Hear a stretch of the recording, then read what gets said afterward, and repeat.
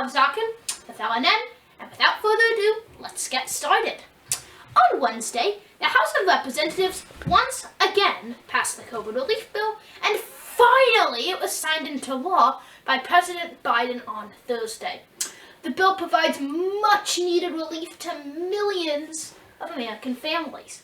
It includes things like $1,400 checks, increasing the child tax credit, bringing back COBRA subsidies, and giving money to state and local governments, which is actually not in the bill late last year.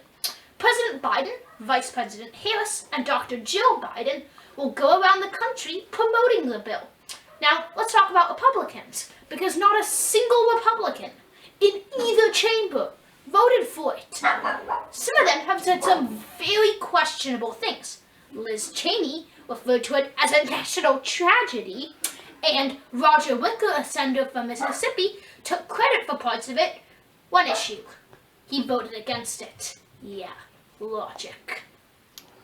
So COVID cases and deaths are down, but 1,500 people are 1,500 people are still dying each day, and tens of thousands of people are still getting infected. There is still optimism. Let me say that. There is still optimism, as we surpassed 100 million vaccine doses administered the other day. But a lot of governors across this country have decided that the lives and livelihoods of their own people were of no importance to them. From South Carolina to Alabama, from Texas to Mississippi, restrictions are being eased way too early, which is why there is still concern, particularly with these new variants. Millions of people are now under winter storm advisories because of blizzards. Yes, blizzards across this country. The eastern Rockies and western plains are expected to see the largest snowfall in decades. The storm is moving extremely slowly, but when it actually decides to get a move on, which is probably going to be around Monday, it is expected to move east. When it does leave that area, you know what's going to happen? Another one's going to come right there and take its place. So yeah, if you live in that area, get used to snow and rain. Just like the last 2 weeks, 3 more Biden nominees were confirmed.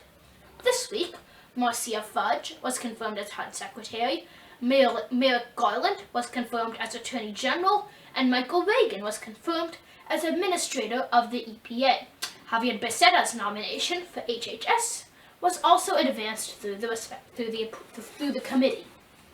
Finally, we have to talk about Andrew Cuomo. The governor of New York has now been accused of sexual harassment by multiple women. As a result, many prominent New York politicians like Senate Majority Leader Chuck Schumer, New York City Mayor Bill de Blasio, and more than a dozen Democratic members of the New York congressional delegation, including very high-profile members like AOC and Jerry Nadler, have called for him to resign. Still, though, he does have the support of one very high-profile New York politician, Andrew Cuomo. He's now at a serious risk of being impeached and removed from office, but nevertheless, he refuses to resign. You know, it's going to be very interesting to see how this impacts the upcoming New York City mayoral race. And that concludes this week's 5 and 5 roundup. I hope you enjoyed it, and I thank you for watching. I'll see you next Saturday. Have a good week, guys.